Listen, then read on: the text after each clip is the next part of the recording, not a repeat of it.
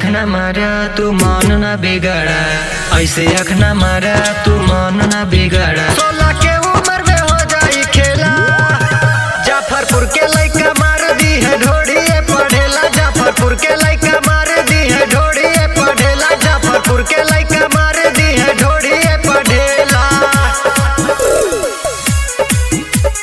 ढोड़िए पढ़ेला।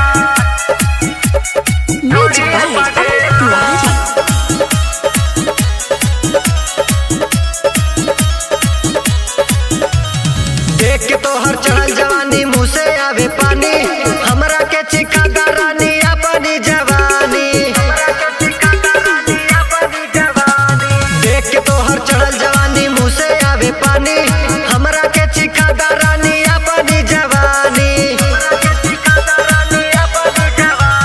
खाना की न मारा रानी मन न पगलाओ, करा नहीं न खड़ा बहाना न बनाओ। ऐसे अख न मारा तू मन न बिगड़ा, ऐसे अख न मारा तू मन न बिगड़ा। 16 के उम्र में हो जाई खेला, जाफरपुर के लइका मार दी है ढोड़िए पढ़ेला। जाफरपुर के लइका मार दी है ढोड़िए पढ़ेला। जाफरपुर के लइका मार दी है ढोड़िए पढ़ेला।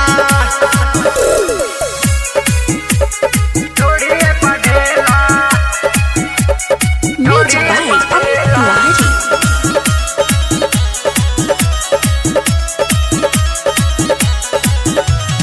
इहवा के बच्चा बच्चा बाटे रंगदार, मन बुना बात ता उठाइली है जान।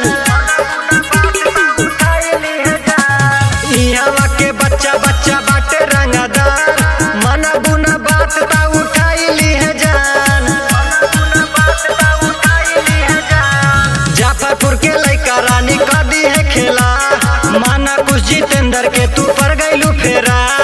ऐसे अख न मारा तू मन न बिगड़ा, ऐसे अख न मारा तू मन न बिगड़ा। 16